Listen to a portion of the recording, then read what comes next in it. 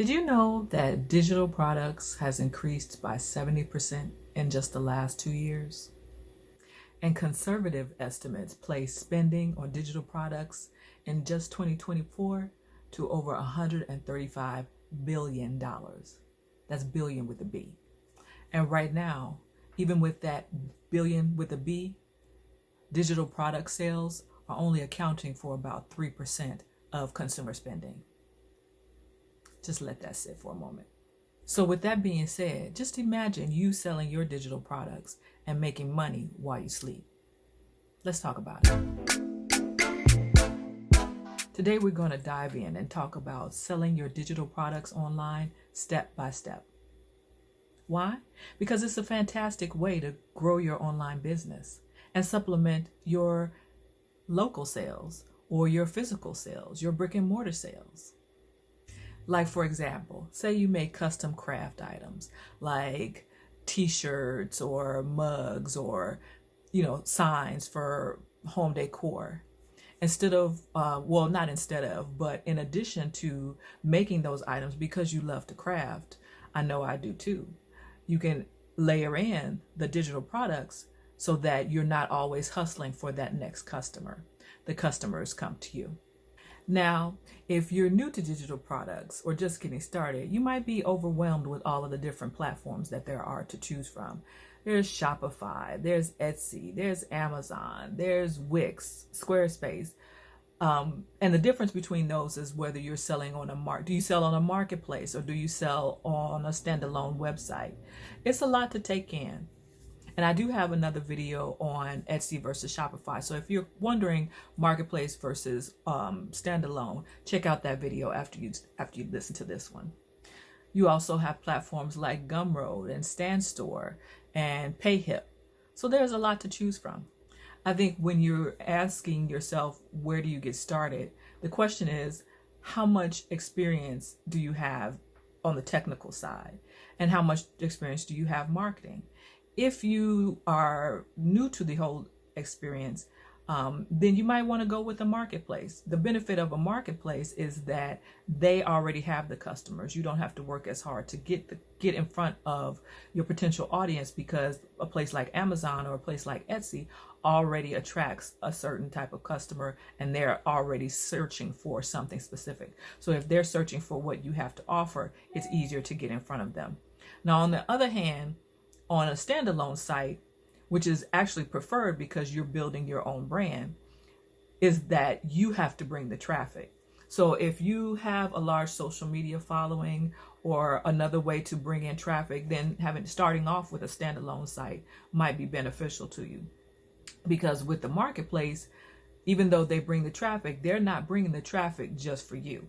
They're bringing the traffic for their platform as a whole. So that means you'll be listed against your competitors, right alongside your competitors. And so that's a quick way to have to fight for pricing, have to fight for attention, so on and so forth. So those are some things to consider when you're choosing your platform. Now, pretty much with any platform that you choose, you're going to have a payment processor.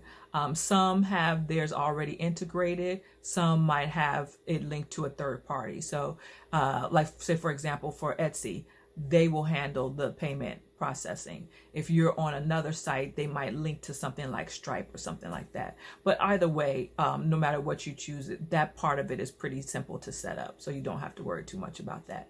Now, do understand each of these payment processors take a fee. It's usually about 2 to 3%. But no matter where you sell online, you're going to have a payment processor. So we check that off the box. The other thing you want to check off is how you're going to handle customer expectations. Because you will have to deal with customer service. Now, if you're just a one woman or one man show, solopreneur, you're going to be handling that inbox. And how much time as a maker and a crafter do you have to allot to that customer service? But that is something that you will have to deal with. If you don't like that part of the business, because it can get, depending on how much interaction you have, it can get a bit overwhelming. You might want to enlist like an intern or a family member to help you out with handling your customer service. But in order to see those sales continuously, that is something that you'll have to be on top of. And so make a plan for that is basically what I'm saying. So now let's dig into what steps it takes to create and sell digital products. There are a couple of steps that you're going to have to go through, and we'll talk about them here. One, you want to conduct market research. See what's in demand for the area that you want to go into. You can use places like Google Trends. I like to use Answer the Public. There's keywords everywhere. Also, there's another one I don't hear a lot of people talking about. It's called Also Asked. Also ask.com. And then there's Uber Suggest. So those are some places where you can go and find out, type in your main keyword and find out what's being searched for, what questions are being asked. In general, what are people looking for when it comes to that particular niche. Now, once you've identified what people are looking for, that will help you narrow down. Like say, for example, I wanted to sell custom neon signs. I might type in to see what trends. Maybe there's a specific type of neon sign that people are looking that's really popular right now. And that will help me focus my energies more strategically in terms of getting in front of those potential customers. Now, the next thing I want to do is I want to create a high quality product. I don't want to just throw something together real quick and say I've got a digital product to sell, because once you might get a few initial sales, but once people see that the value is not really there, those sales are going to die off quickly and you'll have ruined your reputation. They won't come back. So you definitely want to put some energy and some effort into creating a high quality product right out of the gate. And that could be something as simple as a valuable checklist. If you have a particular skill that people are always asking you questions about, if you find that you keep getting those questions over and over, put it into a checklist and offer that checklist for sale. It doesn't have to break the bank. It doesn't have to be a $50 ebook. It could be a $7 product, but that $7 product is still valuable to the person coming behind you. So don't underestimate the value of the knowledge that you already have in your head. Now, again, back to what we were saying before, you have to decide what platform you're going to sell on. So are you going to sell on Gumroad, through PayHip, Etsy, Shopify? There's many to choose from. My personal two that I use is Etsy and Shopify. But again, it's up to you on which one you want to go. Which one you? Speaking of Shopify, that was the Shopify ding. There be my point. Now, the next thing, which is very, very crucial, is what is going to be our marketing strategy? How are we going to get the word out about our products, that our digital products that we have to offer? Now, they say either you have time or you have money. If you're fortunate, you have both. If you don't have a lot of money, then paid ads probably won't be what you start out with. And that's actually a good thing too, because this is a new product, you don't really know how well it's going to be received, who to target yet, or what ads are going to work. So it might be better to start off with more of a organic approach where you're investing more of your time, but you're getting to test the waters and put those feelers out there and see what people are responding to. Like for me, I don't have a big ad budget. So my approach is going to be social media. I'm going to use social media to find what resonates. And then once I see what resonates, then I'll put ad money behind whatever piece of content that is performing well. So that's going to be my strategy. And you'll see that as we go along and develop our products here on this channel. And speaking of which, I am going to be taking you on the journey with me as I develop my products, my digital products for a new shop that I have, and you get to follow along. So just hit that subscribe button and join me, and we can do it together. So when it comes to our marketing strategies, there are three things that we can have in place. We can use SEO, which is search engine optimization, and that basically there's on-site search SEO and there's off-site search SEO. With on-site SEO, that's what we're doing on our own property, our own website, to make sure that we're getting in front of those potential customers that are looking for what we have to offer. And so that's when we use things like keyword research, blog posts, video content, different things like that, and implement them on our website so that when people are typing in those keywords, we're likely to be found. We're likely to come up.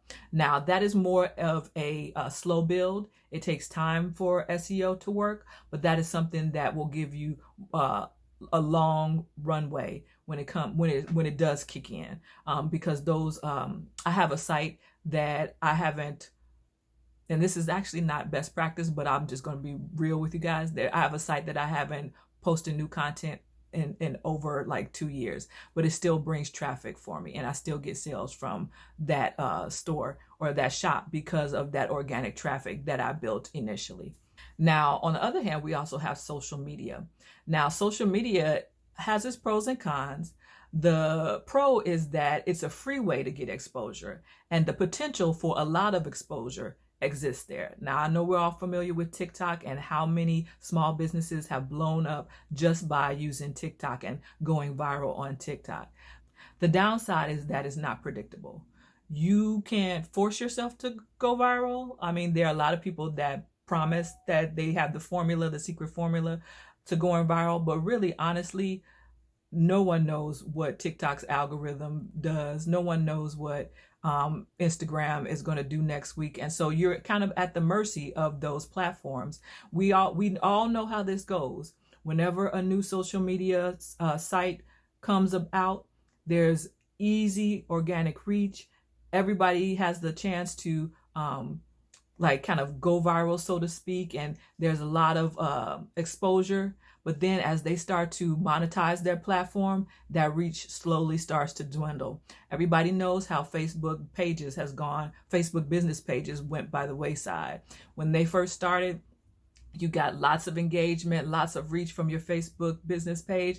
And now if you post something on your Facebook business page, no one is going to see it. They want you to pay. So just plan for that. So use it while it serves you, but just understand that social media is not your playground. You're playing in somebody else's playground. So use it while it serves you, but in the back of the mind, the ultimate is you want to get them off of social media and onto channels that you own. So basically your email list, and that is the gold standard. That is the ultimate, like you want people on your email list, because that way you can talk to them anytime you want to. You can have a closer connection with them, nurture them on your email list by communicating with them. You can get direct feedback because you can always ask them to reply to you. And more than likely, they'll open that email if you send it to them and you have a good relationship with them, as opposed to they happen to see your post on social media. Okay. So what do we have? We have SEO. We have a three-pronged approach. We have SEO, we have social media, and then we have our email list. So we're ready to sell our digital products, right? Let's recap what we covered here. First, we did our market research. We wanted to determine what people were actually searching for, not just our best guess, but we took our best guess and put it into those different research tools to find out what people are actually looking for, right? Then the next thing we did was we created our product based on that research that we did. We wanted to create something that was based on our knowledge and our skill set that we can offer a value to that target audience. Okay. So the next thing we did was we set up our sales platform. We decided which platform we were going to sell on, and then we set up our account there and uploaded our first digital product. Made sure our payment methods were in place. And then we also made sure that we had a way to collect emails from our website. Make sure we do that. We optimized our website for using best practice SEO strategies. If you want to write a blog post a week, you can get started easily that way. If you want to do video content and place it on YouTube and embed it on your website, that's another easy way. It just depends on what method. Are you a writer? Are you more of a talker? What medium are you more comfortable with? Whatever it is, just get started with that. And then that's, we wanted to create awareness. We came up with a marketing strategy of how we were going to get the word out about our product. Are we going to use social media? Are we going to run some paid ads? Depending on whether we have more time than money or money than time, but ultimately you'll want both running. And once you get going, you'll have both running. But in the beginning, you can decide which avenue you want, because you can't stretch yourself too thin in the beginning. You want to master one thing and keep going with that and ride that out. You can offer some incentives to entice people to purchase with you. You can offer discounts or some kind of free giveaway. You can collab with other people in your industry that might have complementary products, and you guys can cross promote and get the word out that way. And then you want to engage with your audience. Anybody that does take time to listen to what you have to offer and takes you up on it, you want to engage with them, get their feedback, ask them how did they like it, if they would leave a review, refer a friend, anything like that. So you want to constantly be communicating with them to make sure to get that valuable feedback. And then finally, once you've had an opportunity to make some sales, get a little bit of data, then take a look at that data and see what it's telling you. Depending on, you kind of like at least want to have maybe 100 to 1,000 pieces of data points to review, but you can get started with as little as 100. If you've had 100 customers, that's a good time to take a look and see what the analytics are telling you. And then you can pivot if need be, or make some adjustments to what you're offering and the way that you're offering it, how you're positioning it, and then go from there. Now let's take a practical example just so we can bring it home. Say that I'm a crafter and I sell custom t-shirts and custom gifts, right?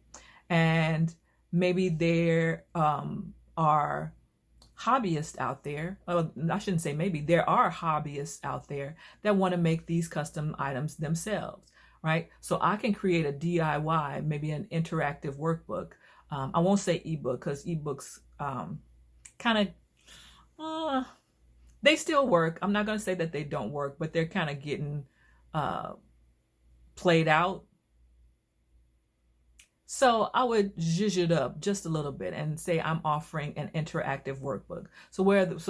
And this is actually from personal experience, because I particularly enjoy when I purchase an ebook where it actually gives me a to-do list, where it actually gives me something to work through so that I know that I'm making progress. I can check off something, I can do these action steps so that I'm not just reading and consuming. I'm actually taking action on the information. So I think that would be a great approach to do your ebook, so that when people purchase your ebook, they're not just reading and being passive in the experience. They bought your ebook because they want a transformation. And so the more that you can help them get that transformation, the better off you'll be. The more well received your item, your digital product will be. So we develop our ebook, we put it on our website, we start creating content around the purpose and the transformation that ebook or workbook delivers, and we start promoting it. So then we'll go through we have our website set up, we have our lead magnet, we're collecting the emails, we have our digital product that's available for sale, and now we're promoting it. And so once you've now I'll be honest with you, it will be kind of rolling a stone up a hill initially, because you're starting from zero. You've got to create that momentum. But once you get the momentum going, the item will sell passively for you. So this channel is passive income for creatives. I am not telling you that you're going to make money in overnight. It does not work that way. And anyone who promises that is feeding you a load of baloney. There is initial upfront work. Once you do it initially, it has the opportunity to return passive income for you. And that's what our goal is here. So I hope that has been helpful.